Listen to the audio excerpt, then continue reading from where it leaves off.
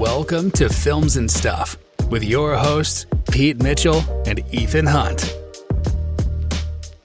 Hi, everybody. Welcome back to Films and Stuff. I'm Ethan, joined by my partner in crime, Pete. Hey, Pete. How's it going? Everything is great today. What is the theme of this show?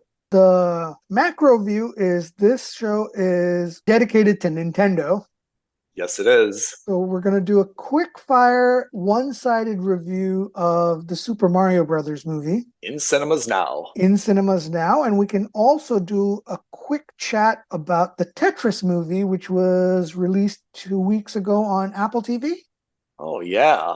So you saw Super Mario Brothers. I did. Is it fair to say you've been chomping at the bit to see this for the past few weeks? Very much so. Tell me about the cinema. What's the age group going to this mostly? Here's where it gets nuts. Before we even talk about the movie, two things. The film was released on Wednesday instead of the usual Fridays. Yeah. I saw it on Wednesday afternoon, bear in mind, at like 1 p.m., and the cinema was packed. Really? Unbelievable. I thought I would have the pick of For the Mario. seats. I thought it would be easygoing, no problem. I rocked up, and I was maybe the 50th, 60th person in the cinema when I walked in. Are you kidding me? I can't even remember the last time I've been in a cinema with 50 or 60 people. And that too for a matinee on a Wednesday. Oh, yeah. Don't these people have jobs or school? Absolutely rammed. And it was filled, I would say, 70% with kids. Huh. And I do mean that. I don't mean to be condescending and say anyone younger than me is a kid. I do mean like sub 15, maybe even sub 12 years old. Like proper children. Proper like children, like pre-teens to maybe early teens at the oldest. Do they not have school? I have no idea how they did it. I don't know what's going on. And it wasn't like 2 or 3. It was groups. There was one group that was like easily 10 kids strong. One group that was easily 15 kids strong with like 2 parents or 2 adults as chaperones.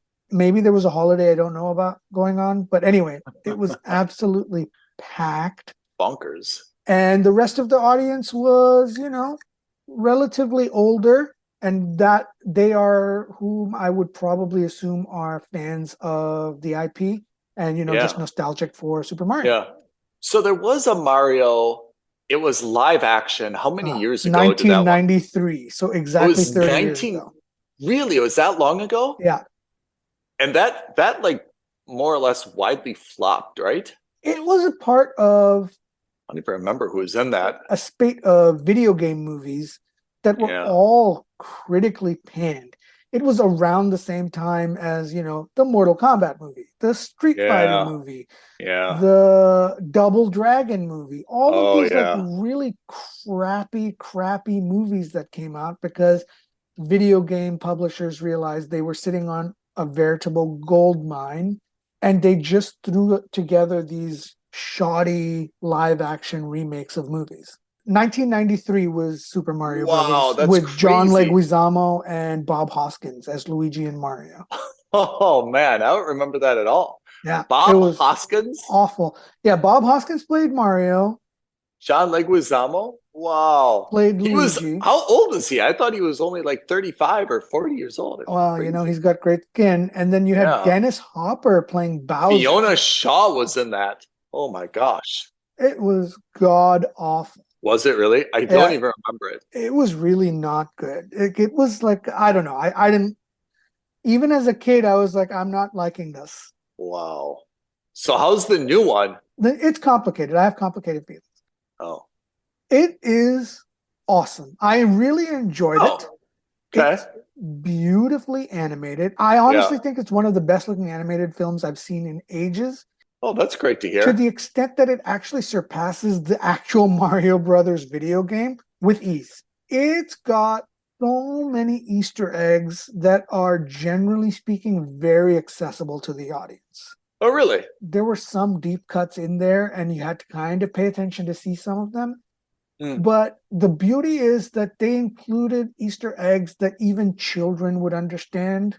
so that they were just, because it was one of the first few times this year that I've heard that people were laughing in the cinema.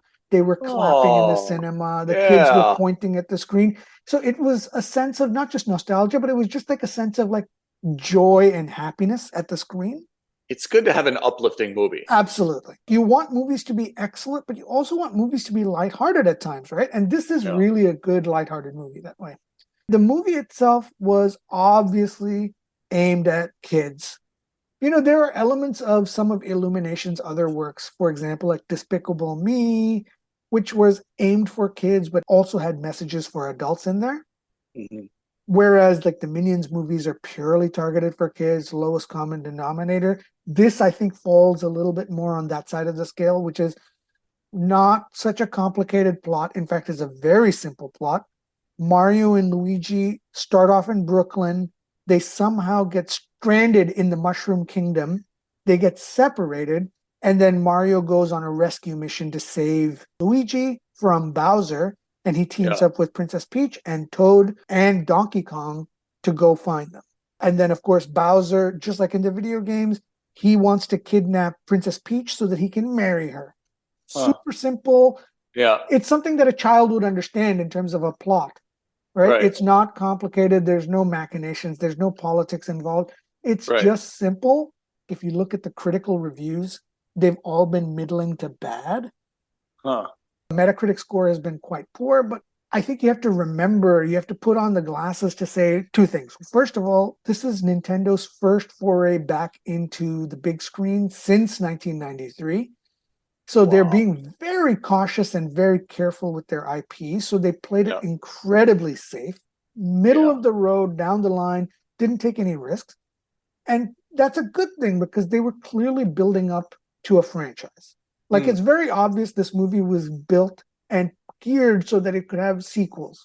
And that's absolutely fine. I think a lot of people have to remember that this movie isn't targeted for like 50-year-old cinema critics. This is targeted to a 10-year-old child whose first video game interaction was probably Mario. Is that really the age group? Is it 10? It's not like 5, 6, 7. It's kind of 10. I would say it's anyone who's old enough to play video games, the youngest age of whatever that is, that's their target demographic onwards. They've kept it that generic. I hesitate to put an age bracket onto it because I saw some younger kids who, when they saw Yoshi on screen, were like, Yoshi, because they recognize that. Again, a nice feeling and a nice thing to see in the cinema as a fan of movies, as someone who enjoyed the video games. It's nice to see other people also share in the same kind of joy that I had. Yeah, that's cool. So I give the critical response a lot of flack for taking this movie too seriously. Again, ultimately, it was just fun, and I would say it's definitely worth a watch. For me, overall, this is probably a wait for streaming because I am older, I am an adult, and I understand that there's a couple different things. One, it's kind of hard to justify being an old single guy watching this movie surrounded by children. Right? Just the optics of it, maybe not the best. Did you wear your trench coat again? I told you not to wear your trench coat. But then the other thing is that also, as someone who's older, someone who's got a little bit more of a discerning taste when it comes to movies, you also appreciate that the movie isn't necessarily targeted for me, even though I am a fan of Mario. I would probably recognize that, hey, when this movie comes out on streaming, you should definitely watch it wherever it comes out. Having said that, don't let that dissuade you. If you're a fan of Super Mario, if you're looking for something super lighthearted and simple, this is it. You're absolutely not going to go wrong with it. How long is the movie? Very short. I think like 1 hour 40, 1 hour 50 at most. Like it was quite zippy for what it was. I would say the only comments I have, so the animation, fantastic, plot, passable. I would say the only other comment I would have is the voice acting. This generated a lot of controversy when it was announced because Chris Pratt voices Mario. Now, is Chris Pratt a dedicated voice actor? Absolutely not. Does this movie prove it? It kind of does because there are other voice actors who are better. Did he do a bad job? No. He did a fine job. I think that the people didn't like Chris Pratt coming onto this for political reasons and for socio-political reasons, not for proper reasons. You know, he's generated a lot of controversy in his private life, which a lot of people kind of were just like, we should cancel him. We don't want him to do this. The second controversy also was because Chris Pratt got the voice, Charles Martinet, who voices Mario in the video games, he didn't get the role. So there was a lot of controversy with that. How was Charlie Day as Luigi? Phenomenal. Oh, really? So I would say the standouts were Jack Black as Bowser was obviously good. He was hamming it up. He was fantastic. Yeah. Anya Taylor-Joy as Princess Peach was also quite good. Okay. And Charlie Day as Luigi was, I think, actually the best. I think even though he had probably the fewest lines, he was probably the best in terms of representing Luigi on screen. I don't think anyone could have done a better job. Wow. And I think based on the reaction and based on his performance in this movie, I think it would be a real shame if they didn't give him a Luigi movie on its own. And he definitely could. There was a video game franchise called Luigi's Mansion starring just Luigi. They could easily make that a movie with him and it would be great. Again, Chris Pratt was very average. He wasn't good, but he wasn't bad at all. I think he was very serviceable. Some of the things he did were actually quite good. I thought Seth Rogen as Donkey Kong was not good. Oh, really? Oh, that's a surprise to me. It's just Seth Rogen. And Seth Rogen's got a very distinctive laugh. He's got a very distinctive voice. He didn't do anything. It was just Seth Rogen speaking as Seth Rogen as Donkey Kong. Again, not bad, but it was just Seth Rogen. I was hoping for more. He did not deliver. Not great. Okay. Yeah, so I think that was fine. Oh, of course, Michael Keegan-Key plays Toad was also very good because he's relatively good with voices, so he was fine. Yeah. The movie is exactly what it says on the box. It's fun, lighthearted, 90 to 110 minutes of joy for children, and the movie's going to make a boatload of money. I would bet anything that it takes all the records for movies based on a video game, which I think stands with Sonic the Hedgehog. I was just going to ask, how did you like Sonic the Hedgehog and how did you like Jim Carrey in that movie? So Jim Carrey, I thought was excellent. I thought he was probably the best part of that. I thought Ben Schwartzman, I can't remember, was very good as the voice. But the movie itself was meh. And, you know, that's what you get when you have a mixture of live action and animated. It's hard to pull that off. I think they would have probably been better off if they just made the full movie animated. Yeah. But it wasn't bad. It really wasn't bad. And in terms of video game adaptations, probably one of the better ones that we've ever seen. So, no, you can't fault it for that.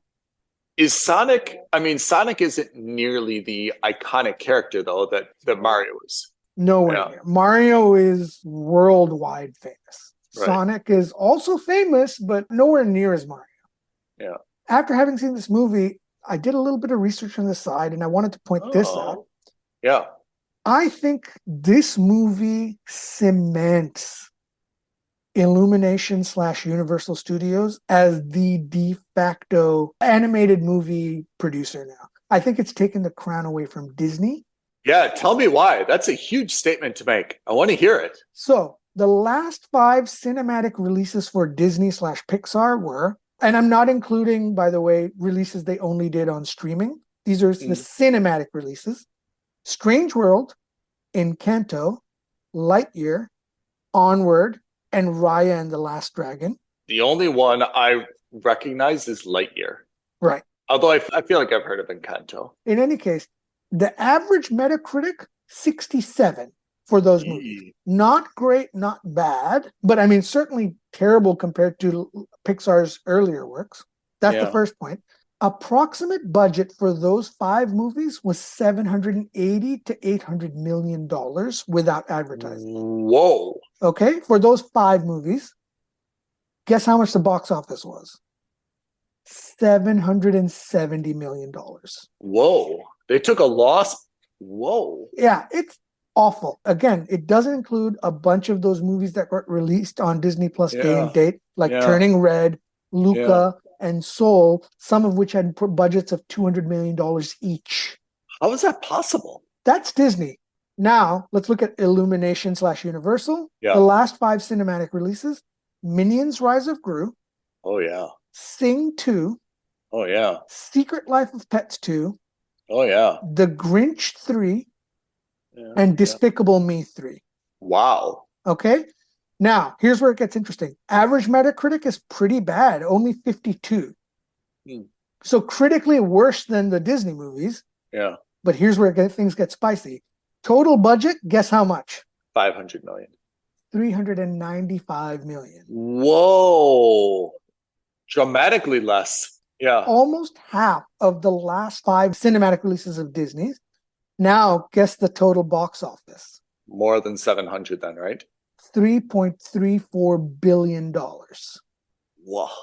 So almost a 10 times return on their production budget. Almost My 10 hat times. is off to you, Pete, for this research. That's incredible research. So that's just the last 5 movies. The longer back you go, the better the numbers look for Disney because they've got more releases and they've got bigger hits.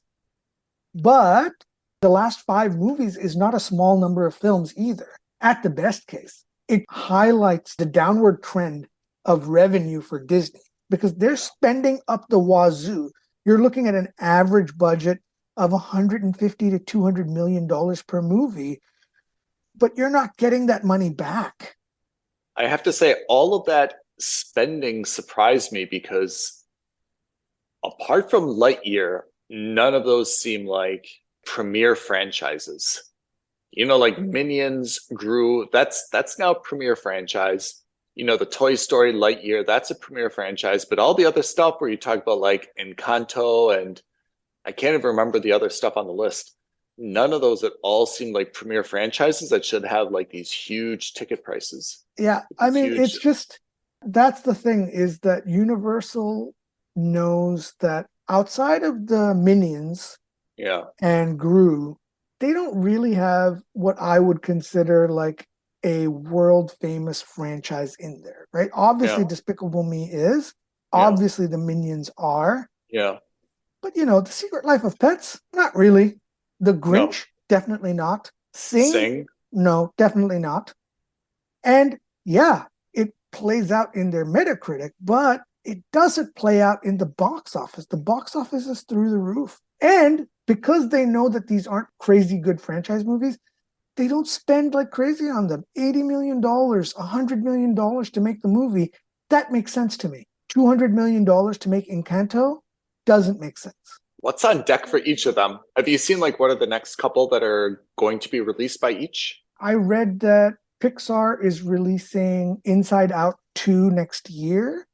And then I saw a trailer for another Pixar or Disney movie, actually, but it's already slipped my mind.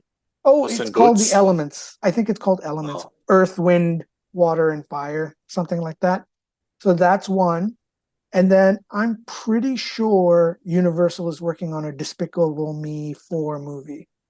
Of course. For next summer. And if that comes out, I mean, that's going to be whether the movie's good or not is irrelevant. It'll make a ton of money. Wow, that's really interesting to put it in perspective, though. Yeah, exactly. The point I was just trying to make is that the crown Disney has had historically for being like the king of animated movies, I don't think that's actually there. I think they're skating by on their reputation more than they are on actual history. So this was also interesting because this was, I guess, in some way or another, a collaboration between Nintendo and Universal, right? Yes, exactly.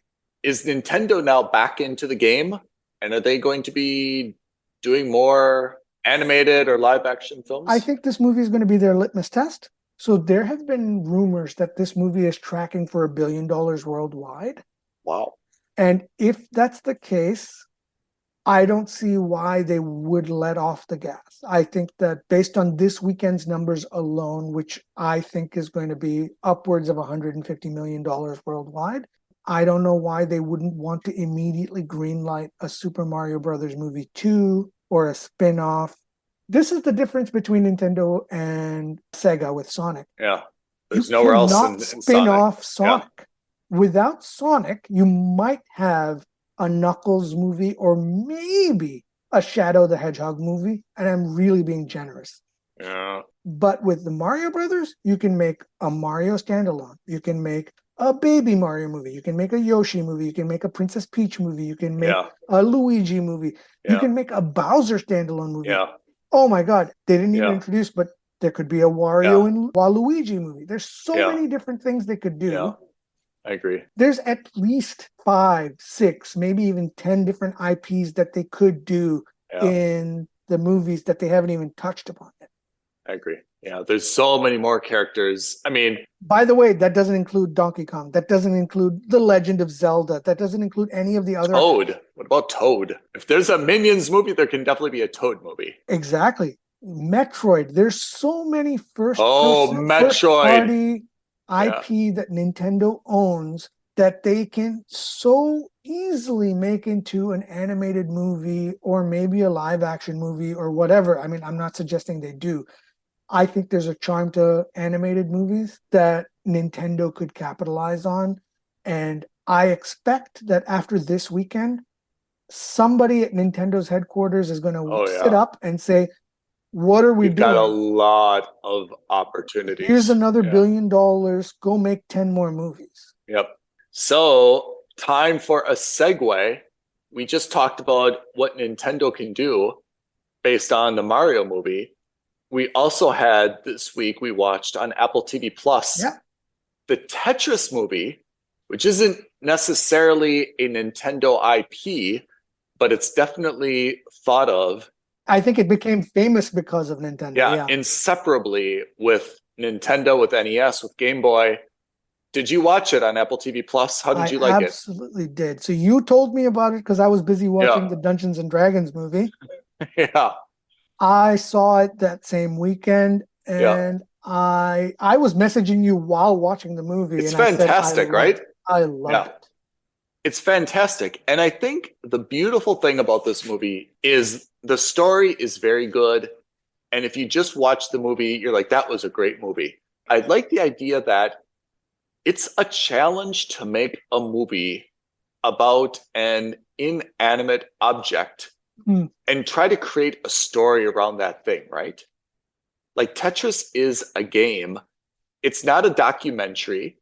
It's not a technocratic piece on the development of it. It's putting a human face and a story and a little bit of, can we say, drama and angst around how this came, right? And it brought in the idea of Nintendo. It brought in the idea of the Game Boy and the success of the Game Boy. It brought in political elements of Russia and the Kremlin and communism and the fall of the Berlin Wall.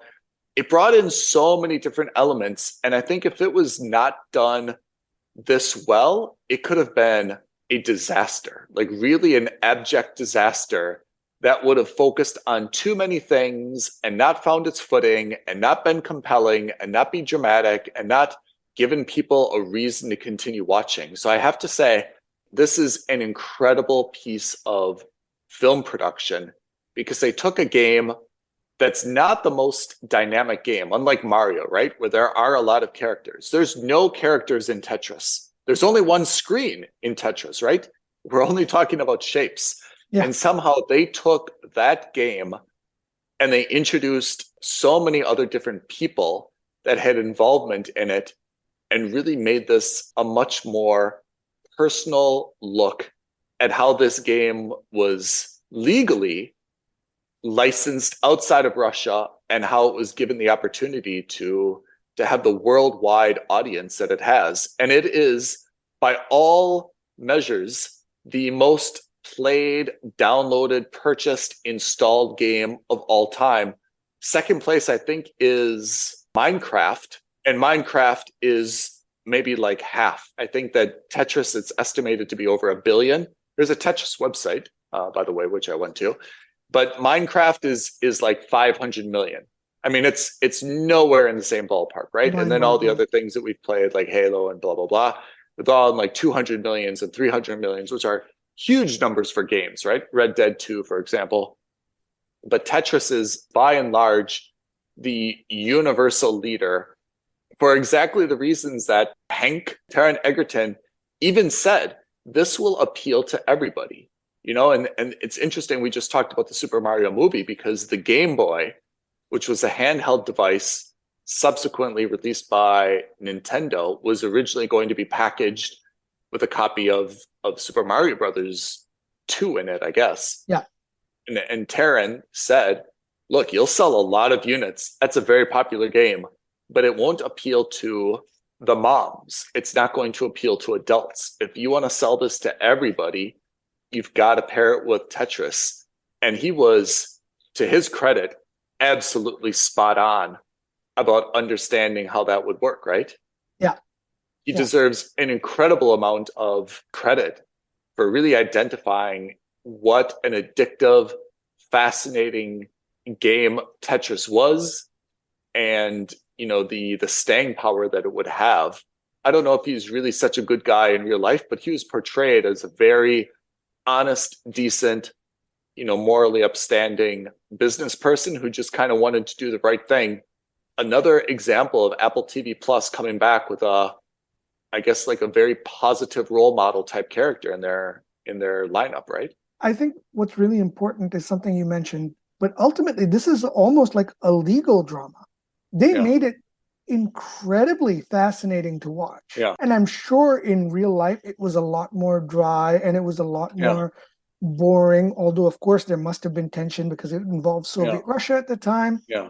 But they took something that was effectively a legal maneuver and made a phenomenal movie out of it. I don't think I'm being specious when I say that I would put this in the same ballpark, pun intended, with movies like Moneyball. Oh, Moneyball is a great example. I was thinking also The Big Short. Or The Big Short, exactly. Like it's a biopic about not just an individual person, but about a phenomenon. Yeah.